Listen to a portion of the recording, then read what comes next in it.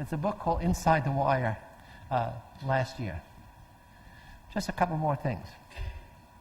In Guantanamo, there was, which is supposed to be ethical, here are psychologists now training interrogators how to break people. And among those, there's a guy who's a high-value detainee. And somebody leaked out the torture log of this guy. And it's in Time magazine, I think, last year. And it's for more than 20 days, they did everything conceivable to this guy. Had dogs pee on him, had the women try to sexually seduce him. They physically they did every single thing. Navy Counsel General Alberto Morris says, a very powerful statement. If cruelty is no longer declared unlawful, but instead is applied as a matter of policy, it alters the fundamental relationship of man to government. The Constitution recognizes that man has an inherent right, and it should be women, not bestowed by the state or laws, but to personal dignity. That's the bottom line. Is that what happened in Abu Ghraib, what's happening now at Guantanamo, violates personal dignity. Then he goes on to say, including the right to be free of cruelty. It applies to all human beings, not just in America, even those designated as so-called unlawful enemy combatants. I'm going to deal with that in a minute. If you make this exception, the whole Constitution crumbles. He said, it is a transformative issue for America.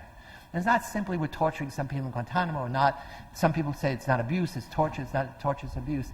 He's saying it's a transformative issue. Starting in January 2005,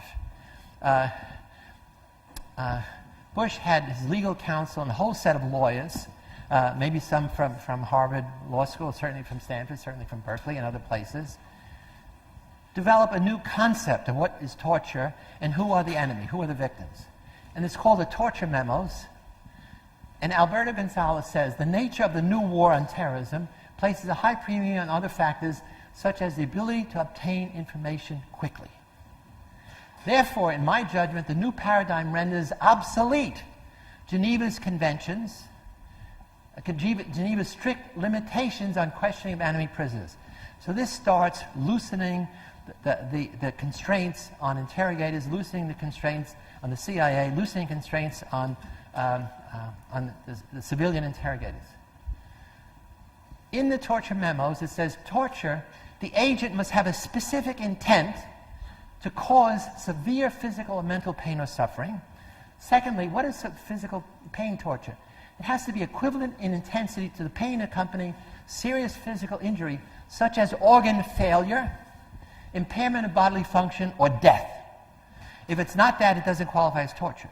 Well, what about psychological torture? Psychological torture includes only acts resulting in significant psychological harm of significant duration, lasting for months or years. So as long as you can last it only for a few weeks, then it's okay. Even worse, NYU law professors Karen Greenberg and Joshua Dreidel have a 1,249-page book called The Torture Papers, which I read all of it, and it's documented in my book. And they say, the proverbial road to hell is paved with good intentions. The internal memos collected in this publication demonstrate that the path to purgatory, that is Guantanamo Bay or Abu Ghraib, has been paved with decidedly bad intentions. They go on to say the message that these memoranda convey is unmistakable. These policymakers do not like our system of justice with its checks and balances, rights and limits that they have been sworn to uphold. The antipathy for and distrust of our civilian and military justice system is positively un-American, they say. Legal scholar Anthony Lewis gives what I really love, straight from the shoulder thing. The memos read like the advice of a mob lawyer to a mafia don and how to skirt the law and stay out of prison. Avoiding prosecution is literally the theme of all these many, many memoranda. And then we come to the Military Commissions Act of 2006. Military Commissions Act of 2006 is one of the most horrendous documents ever in American history, American legal history. The President of the United States is given broad wartime powers. As long as the war on terrorism is going to go on forever, this is forever, to label anyone as an enemy, unlawful enemy combatant. That includes American citizens picked up anywhere in the world, or certainly foreigners, And they automatically lose all the rights of habeas corpus for civilians and the Geneva Convention for soldiers. They can be imprisoned indefinitely, meaning for the rest of their life, without any charge against them. They can be tried only by military tribunals who may use hearsay evidence obtained without a legal search warrant. And further, it permits many objectionable interrogation tactics that qualify as merely humiliating.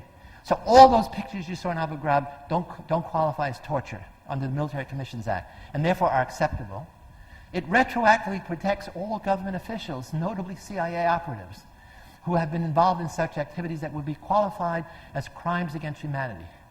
The picture you saw of the guy with the black eye with a bandage over, wrapped in plastic ice, and you had two of the soldiers giving thumbs up.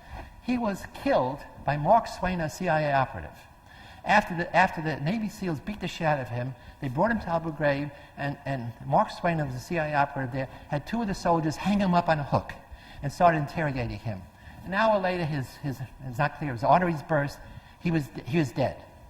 So the shit hit the fan. What are they going to do? They're going to pretend that he has pneumonia. They're going to wrap him in ice, have medics come in, put an intravenous in his arm.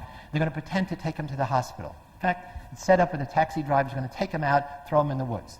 It just so happened that taking pictures of all the other shit going on, those two soldiers took a picture of this guy who was a ghost detainee, meaning he's somebody Rumsfeld had authorized high-value detainees. We're not going to put on the record. We're just going to give him a number, 3572. I forget what his number is. I have it in the book. And so here now, our military police are seeing CIA getting away, literally away with murder, and then you're implicating now physicians and nurses in this thing. Stanford law professor Jenny Martinez, a young, brilliant lawyer who actually argued successfully before the Supreme Court, she says the Military Commissions Act is a poison chalice. It overthrows 200 years of Anglo-American law, that it transforms American law. New York Times back in 2006 said it's a tyrannical law that will be ranked with the low points in American democracy, our generation's version of Alien Sedition Act. Yesterday, the Supreme Court of the United States, your Supreme Court, refused to hear appeals from two groups of Gitmo detainees, designated enemy combatants, who have been held there for more than 5 years without a charge. The decision was, Congress has passed a malleable statute giving broad discretion, not to us, the Supreme Court, but to an executive agency, Bush, Cheney et al. No matter how important the underlying issues at stake, this court has no business substituting its own desired outcome for any reasoned judgment of the reasonable authority. This is Justice Scalia, Alito, Roberts, and Scalia's clone, Clarence Thomas. Mindless clone. So I ask the question, where is the outrage? Our Constitution is being undercut. Where is the moral outrage? Where is the outrage among law students all over the country? And the answer is, it's nowhere.